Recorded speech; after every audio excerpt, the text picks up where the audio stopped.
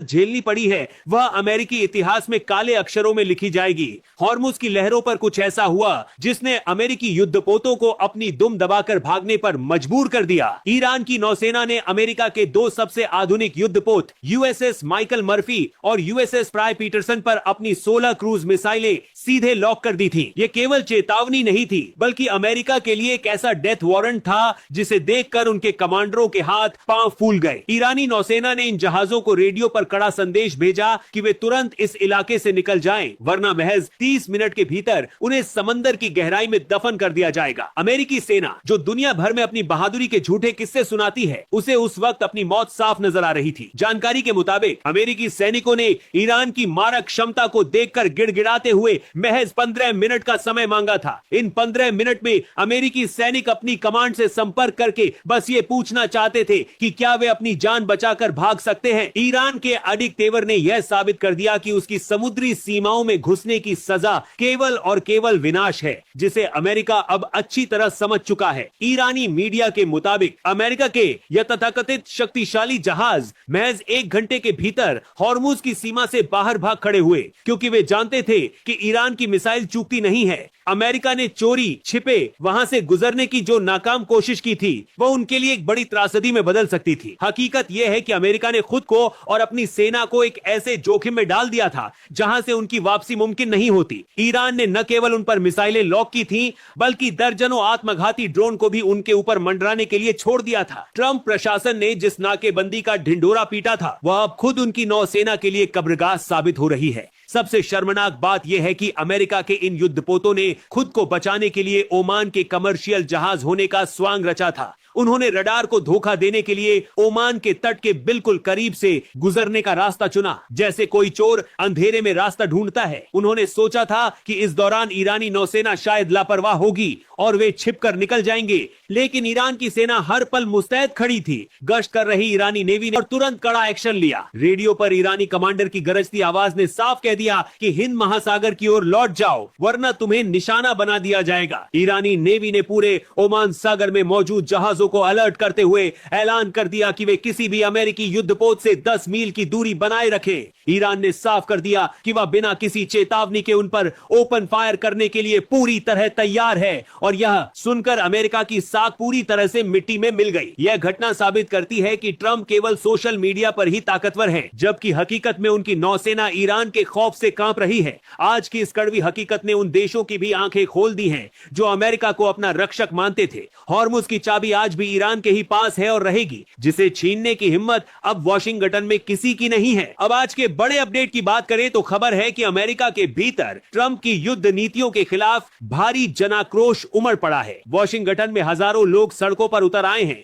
और मांग कर रहे हैं कि वॉर क्रिमिनल का साथ छोड़ा जाए और मिडिल ईस्ट से अमेरिकी फौज वापस बुलाई जाए। अमेरिकी जनता अब समझ चुकी है कि ट्रंप केवल इजराइल के विस्तारवादी सपनों को पूरा करने के लिए उनकी टैक्स की कमाई और सैनिकों की जान दांव पर लगा रहे हैं। ये ट्रंप प्रशासन के पतन की शुरुआत है, क्योंकि अब उनके अपने ही लोग उनके खिलाफ खड़े हो गए हैं। लेबनान के मोर्चे से भी इजराइल के लिए बुरी खबर है, जहां हिजबुल्लाह ने इजरायली सेना के 3 और टैंकों को खिलौने की तरह उड़ा दिया है। दक्षिणी लेबनान में इजरायली सैनिक छिपने की जगह ढूंढ रहे हैं, क्योंकि सटीक हमलों ने उनके होश उड़ा दिए हैं। जिस जीत का दावा किया जा रहा था, वह अब एक भयानक हार में तब्दील होती दिख रही है, जहां सैनिकों की लाशें हर रोज वापस पहुंच रही हैं। लेबनान की आवाम भी अब मजबूती से खड़ी है और उन्होंने घुसपैठ को पूरी तरह नाकाम कर दिया है। यह प्रतिरोध अब पूरे क्षेत्र के आत्मसम्मान की लड़ाई बन चुका है। पेंटागन के भीतर से भी खबर है कि अमेरिकी जनरल अब सीधे टकराव से बचने की सलाह दे रहे हैं। 44 दिनों की जंग में भारी नुकसान हुआ है और पायलट मिशन पर जाने से कतरा रहे हैं, क्योंकि उन्हें पता है कि डिफेंस सिस्टम उनकी मौत बनकर तैयार खड़ा है। प्रशासन अब कूटनीति के नाम पर कोशिश कर रहा है, लेकिन जवाब साफ मिल रहा है कि हमले रुकने तक कोई बातचीत सफल नहीं होगी। अमेरिका इस वक्त एक ऐसे दलदल में फंस चुका है जहां हर कदम उसे बर्बादी की ओर ले जा रहा है। ईरान की नई आर्थिक नीति ने भी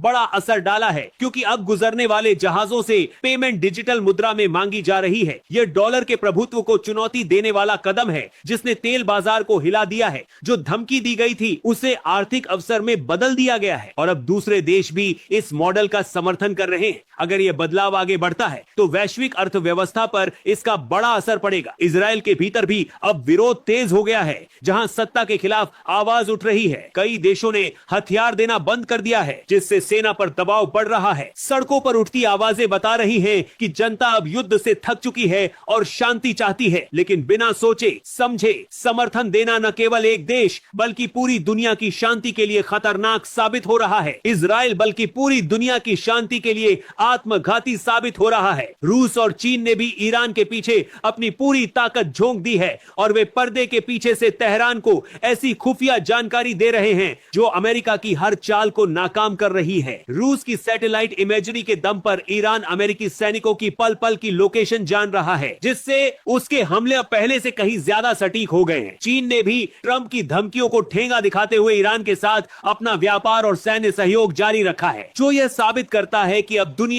एक ध्रुवीय नहीं रही। यह उन महाशक्तियों का नया गठजोड़ है जो अमेरिका की दादागिरी को खत्म करने के लिए एकजुट हुए हैं। अब ट्रंप एक ऐसे चक्रव्यूह में घिर चुके हैं जहां से निकलने का कोई भी रास्ता उन्हें नजर नहीं आ रहा है। आज की कूटनीतिक स्थिति को देखते हुए यह साफ है कि तीसरा विश्व युद्ध अब महज एक कदम की दूरी पर खड़ा है और इसके जिम्मेदार केवल इजराइल और अमेरिका हैं। अगर आज हमने ईरान के इस न्यायपूर्ण प्रतिरोध का साथ नहीं दिया तो यह विस्तारवादी ताकतें पूरी दुनिया की शांति को लील जाएंगी। ईरान ने साबित कर दिया है कि वह अपनी संप्रभुता के लिए लड़ना जानता है और किसी भी धमकी के आगे झुकने वाला नहीं है। समुद्र की लहरें और लेबनान की पहाड़ियां आज हक की गवाही दे रही हैं और वैसे के साथ ही राज में जुल्म का अंत अब करीब नजर आ रहा है। मानवता की रक्षा के लिए अब हर देश को इजराइल के वॉर क्राइम के खिलाफ आवाज उठानी होगी, वरना इतिहास हमें कभी माफ नहीं करेगा। ईरान की मिसाइल सिटीज ने अब अपने दरवाजे पूरी तरह खोल दिए हैं और हजारों मिसाइलें अब इजराइल और अमेरिका के ठिकानों पर लॉक हो चुकी हैं। ये ईरान का वह जज्बा है जिसने अभी तक अमेरिका को बड़ा हमला करने से रोक रखा है, क्योंकि वे जानते हैं कि पलटवार बहुत भयानक होगा। ईरान की इस्लामिक सेना ने कसम खाई है कि वे अपनी सरजमी की रक्षा के लिए अपनी जान की बाजी लगा देंगे,